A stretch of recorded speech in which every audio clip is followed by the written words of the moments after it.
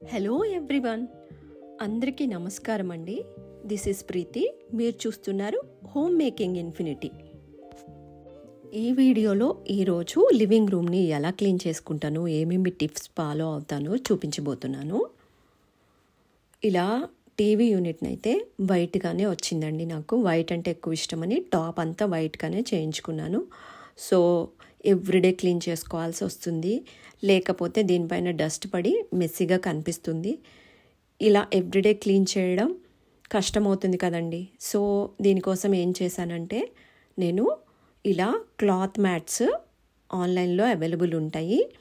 ఇవి dining table పైన use చేయొచ్చు, అలాగే టీవీ యూనిట్ పైన కూడా మనం ఇలా డిస్ప్లే అయ్యేలా యూస్ చేస్తే చాలా చక్కగా కనిపిస్తాయి, నీట్గా కనిపిస్తుంది టీవీ యూనిట్.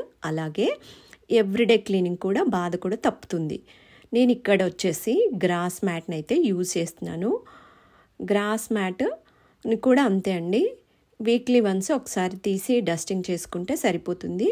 కింద వైట్గా ఉన్న టాప్ అలానే ఉంటుంది, స్టెయిన్స్ ఏం అవ్వకుండా.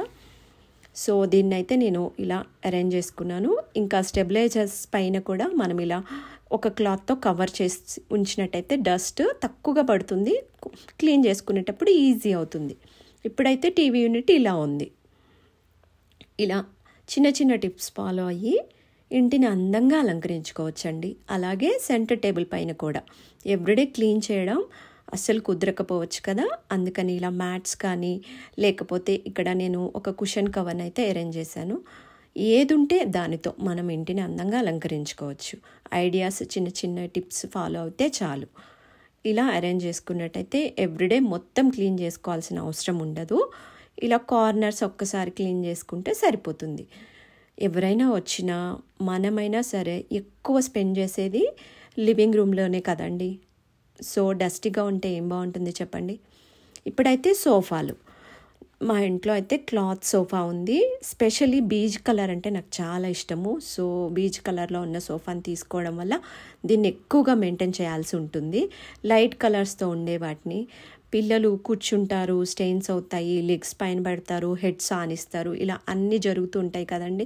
ఇక్కడే ఫుడ్ స్నాక్స్ తింటూ ఉంటారు టీవీ చూస్తూ. సో అదంతా మెస్సీగా అయిపోయే ఛాన్సెస్ ఎక్కువగా ఉంటాయి. దీనికి నేను ఏం చేస్తానంటే, ఇలా హాట్ వాటర్లో బేకింగ్ సోడా, ఒక 1/2 లీటర్ హాట్ వాటర్లో బేకింగ్ సోడా ఒక ఫుల్ స్పూన్ యాడ్ చేసి, ఇలా నాప్కిన్ మంచిగా వాటర్ని అబ్జర్వ్ చేసే నాప్కిన్ ఒకదాన్ని తీసుకొని, ఇలా టిఫిన్ బాక్స్ లిడ్ ఒకటైతే తీసుకొని దీంట్లో ర్యాప్ చేసి ఇలా క్లీన్ చేసుకుంటాను. దీనివల్ల ఏంటంటే బేకింగ్ సోడా స్టెయిన్స్ని రిమూవ్ చేస్తుంది. హాట్ వాటర్లో ముంచాం కాబట్టి కొంచెం ఎఫెక్టివ్గానే పనిచేస్తుంది.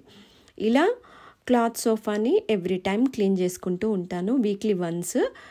లేకపోతే పిల్లలు హెడ్స్ ఆనిచ్చి లెగ్స్ పెట్టి అంత డర్టీగా అయిపోతుంది. అందుకని నేను ఇలా క్లాత్ సోఫాని మెయింటైన్ చేస్తూ ఉంటాను. అందులోనూ లైట్ కలర్స్ అయితే ఇంకా ఎక్కువ క్లీనింగ్ ప్రాసెస్ ఉంటుంది. అందుకని ఎవ్రీ వీక్ అయితే నేను ఇలా బేకింగ్ సోడాలో వాటర్ యాడ్ చేసుకొని ఇలా నాప్కిన్ అయితే తీసుకొని క్లీన్ చేసుకుంటూ ఉంటాను. దీనివల్ల ఎప్పుడు నీట్గానే ఉంటుంది మన సోఫా. ఇంకా సోఫా త్వరగా ఆరట్లేదు అనిపిస్తే ఇదిగో ఇలా హెయిర్ డ్రైయర్ యూస్ చేసి మనం ఏ పార్ట్ని అయితే క్లీన్ చేసుకున్నామో దాన్ని డ్రైగా చేసుకోవచ్చు.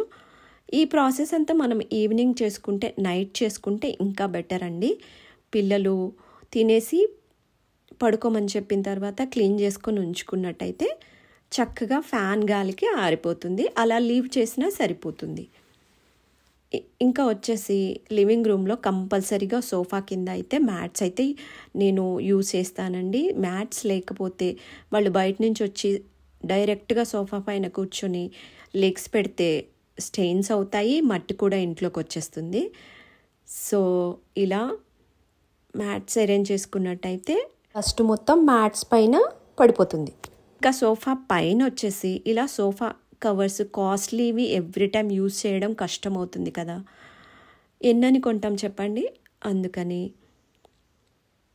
ఇలా సింగిల్ బెడ్షీట్స్ అయితే కాంట్రాస్ట్ కలర్స్లో ఉండే సింగిల్ బెడ్షీట్స్ని అయితే రెండింటిని ఎవ్రీ టైం నేను పర్చేస్ చేసినప్పుడు 2 సింగిల్ కాట్ బెడ్షీట్స్ అయితే నేను పర్చేస్ చేస్తాను. మంచి మంచి కలర్స్, బ్రైట్ కలర్స్, మన సోఫాకి మ్యాచ్ అయ్యే విధంగా. మన సోఫా క్రీమ్ కలర్ అనుకోండి, ఇలా dark colours, sofa dark colour అయితే లైట్ కలర్స్, అలా చూస్ చేసుకొని ఇలా బెడ్షీట్స్ చాలా తక్కువ కాస్టే పడతాయండి మనకి.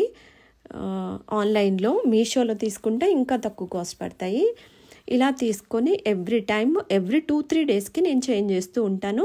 ఇవి ఈజీగా వాష్ చేసుకోవచ్చు. మనము ఎలా అయితే బెడ్షీట్స్ వాష్ చేస్తామో అలానే వాష్ చేసుకుంటే సరిపోతుంది.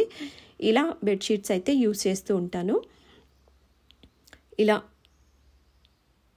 ఇలా ఫోల్డ్ చేసి, ఆ ఫోల్డింగ్ అయితే బ్యాక్ సైడ్ వచ్చేలా పెట్టేసి ఇలా చక్కగా అరేంజ్ చేసుకుంటాను అనమాట.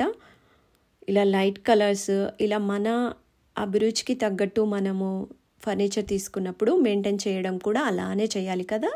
అందుకని నేను ఇలా టిప్స్ అన్నీ ఫాలో అయ్యి ఇంటిని ఇలా అందంగా అయితే ఉంచుకుంటాను. ఇలా చక్కగా పరిచేసి ఇలా ఉంచుకుంటానండి. చూడ్డానికి కూడా మనకేమి చీప్గా అనిపించవు, అలాంటివి చూస్ చేసుకుంటే మంచిది. ఇంకా ఇలా లివింగ్ రూమ్లో ఎప్పుడు పరిమళభరితంగా ఉండాలి అంటే ఇలా నేను కర్పూరము కానీ, ధూప్ స్టిక్ కానీ, ఇలాంటిది సాంబ్రాణి కానీ వెలిగిస్తూ ఉంటాను. ఆర్టిఫిషియల్ ఎయిర్ ఫ్రెషనర్స్ అయితే అస్సలు యూస్ చేయను. దీనివల్ల ఏంటంటే ఇల్లు ఎప్పుడు పరిమళభరితంగా ఉంటుంది, చాలా చక్కటి సువాసన వస్తుంది ఎవరైనా వచ్చి కూర్చున్నా కూడా. ఇదండి ఇవాల్టి living room cleaning and decor అండి. ఈ వీడియో మీకు యూస్ఫుల్గా ఉన్నట్టయితే మంచి మంచి వ్లాగ్స్ కోసం నా ఛానల్ని లైక్ చేయండి, షేర్ చేయండి, సబ్స్క్రైబ్ చేయండి. Home making infinity. Thank you for watching. Thank you.